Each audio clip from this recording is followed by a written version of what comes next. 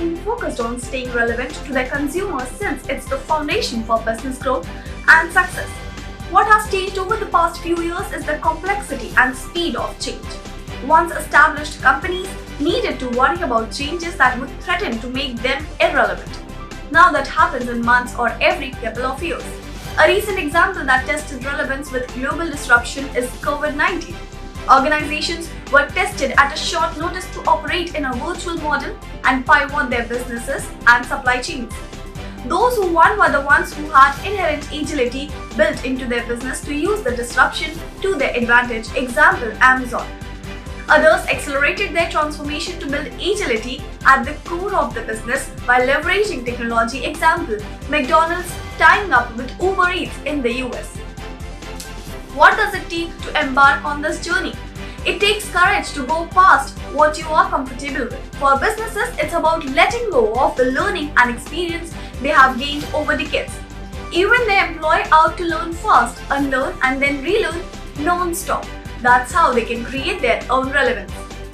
4 common characteristics are inherent in businesses that disrupt themselves and are better positioned than others to stay in the game. They have mastered the art of combining these traits to build the muscle required to navigate continuous changes.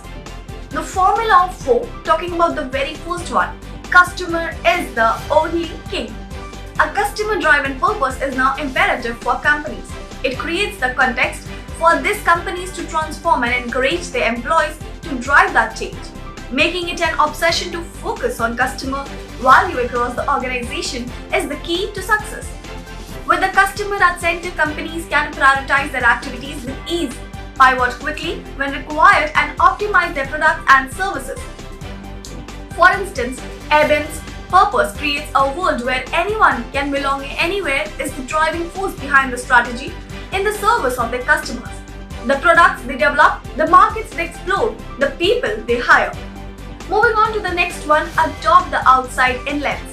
Conventional business practices and processes are the passing.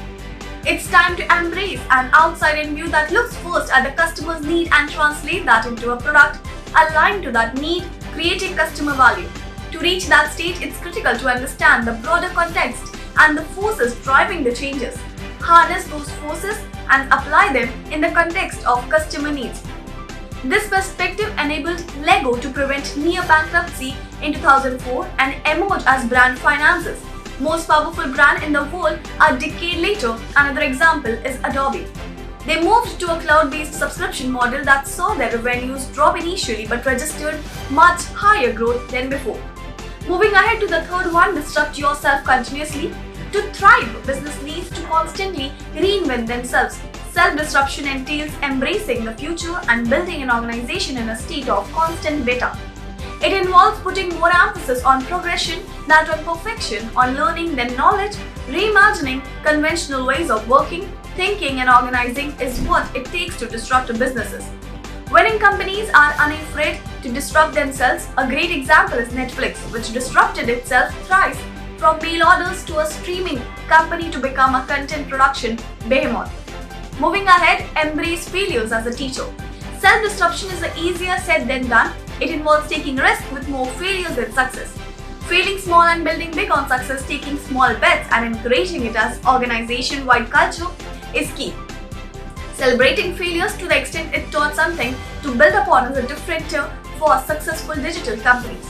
Google Plus by Google and Fire HD Tablet by Amazon are examples of digital native companies with a culture of constantly exploring multiple small ideas.